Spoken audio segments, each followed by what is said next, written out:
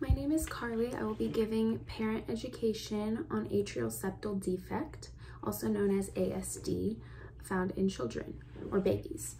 So when the baby is in the womb, the baby gets oxygen through the mom, through the placenta. And so the baby has ducts or holes that are present in the cardiac system that allows the blood to bypass the lungs and reach the placenta for oxygenation.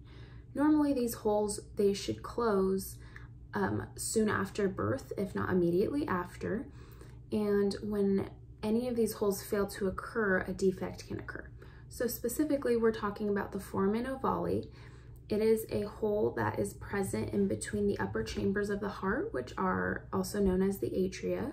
So it's in between the left and the right atria. And so when this hole fails to close, this blood is going through the left to the right and is going towards the lungs. And this blood is oxygenated already, and so it's just kind of pooling in. Way more pressure is being brought to the lungs. So this can cause some issues. So some signs and symptoms you might see in your child with the ASD or this kind of defect is they might have some feeding issues. When the baby goes home, if it's not caught soon, immediately after birth, and the baby goes home, then the parents might see that this baby is having some feeding issues, is becoming restless or fussy. And so when they bring them in, they notice that they kind of have similar signs and symptoms of congenital or congestive heart failure.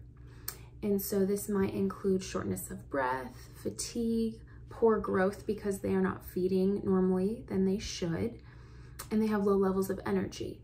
And their vital signs might be cause of concern because the respiratory rate might be a lot higher because the body is compensating to try to oxygenate the rest of the body. And so we can diagnose this. Primarily, our first sign is to hear a murmur. If we auscultate or listen to the baby's back, usually on the left side, we can hear a murmur or an additional heart sound that is not normally there. We can then perform an echocardiography, which can show the size of the heart and the blood flow, and an electrocardiogram, which can show the thickness of the heart muscle, or an x-ray that can show this increased blood flow going to the lungs as well. And so there are some treatment options. Normally, if this hole isn't very large and it's just, it's a little bit smaller, then as the child grows and continues to develop, it may close on its own.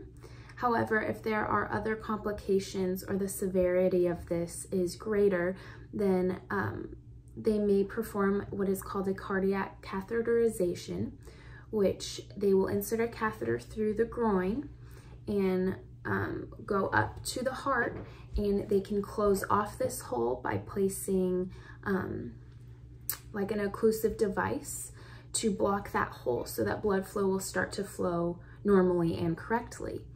And if this also is not an option, then they might just go through surgically. But normally when this is resolved, the prognosis and the course of treatment and development for this child is obviously improved significantly.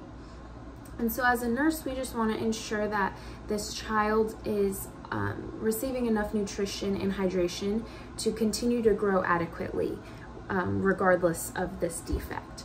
So we may encourage the parents to feed no more than 30 minutes at a time, but more frequently as well.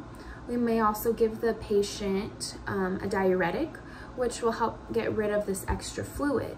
However, with a diuretic, we want to monitor I's and O's, or intake and output of a baby, and they can dehydrate very quickly. So we need to ensure that we are replacing these fluids that we are also getting rid of in the body as well. So that's it for atrial septal defect, also known as ASD.